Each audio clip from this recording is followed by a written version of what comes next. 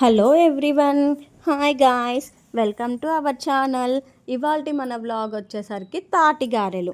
మీలో అందరికీ తాటికాయ తెలిసే ఉంటుంది కదండి. అది ఇయర్ మొత్తం మనకి దొరకదు, వర్షాకాలంలోనే దొరుకుతుంది. సీజనల్ అనమాట, రైనీ సీజన్లోనే ఉంటుంది. తాటికాయ వల్ల మనకి చాలా హెల్త్ బెనిఫిట్స్ ఉన్నాయండి. ఖచ్చితంగా సీజనల్ కాబట్టి ఒకసారన్నా మనందరం తింటే హెల్త్కి చాలా మంచిది. ఇక్కడ మీరు చూస్తున్నారు కదా, మేమైతే ఒక తాటికాయ తీసేసుకుని దాన్ని ఇలా హాఫ్ చేసుకుని పైనున్న పొట్టు మొత్తం తీసేస్తున్నామండి. నీట్గా పైనున్నదంతా తీసేసి ఇలా తురుముకుంటే మనకు గుజ్జు అనేది ఫామ్ అవుతుంది. పల్లెటూరులో అయితే చాలా ఎక్కువ ఉంటాయండి తాటికాయలు. కట్లి పొయ్యి మీద పెట్టేస్తే చక్కగా ఉడికిపోతుంది. లోపల ఉన్న గుజ్జంతా ఈజీగా వచ్చేస్తుంది. ఆ గుజ్జు పిల్లలకి పెడితే చాలా మంచిదండి. హెల్త్ బెనిఫిట్స్ చాలా ఉన్నాయి. చూస్తున్నారు కదా, ఇలా తురిమేస్తుంటే మనకి గుజ్జు అనేది ఫామ్ అవుతుంది అనమాట. చూసారుగా, వేస్టే ఎక్కువ పోయింది, గుజ్జు అనేది కొంచెం వచ్చింది.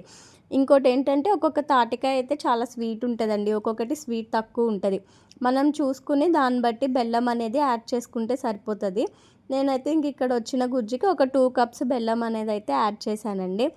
తురిమి పెట్టుకున్న బెల్లం యాడ్ చేసి బాగా మిక్స్ చేసుకున్న తర్వాత మనకు వచ్చిన గుజ్జుని బట్టి ఇక్కడ నేనైతే 1 కప్పు బియ్యం పిండిని యాడ్ చేశానండి.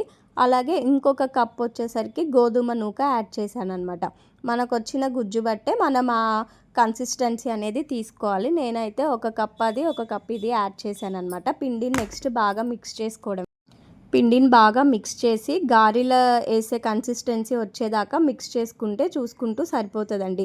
ఇంకోటి ఏంటంటే, పిండి రెడీ అయిపోయిన వెంటనే మనం గారెలు వేస్తే చాలా గట్టిగా వచ్చేస్తాయి. సో ఒక 1 అవర్ అలా కలిపి పక్కన పెట్టుకుని గారెలు వేస్తే చాలా స్మూత్గా వస్తాయండి. ఇవి నిలవ కూడా ఉంటాయి. ఒక 8 to 10 days వరకు మనం నిలవ ఉంచుకోవచ్చు.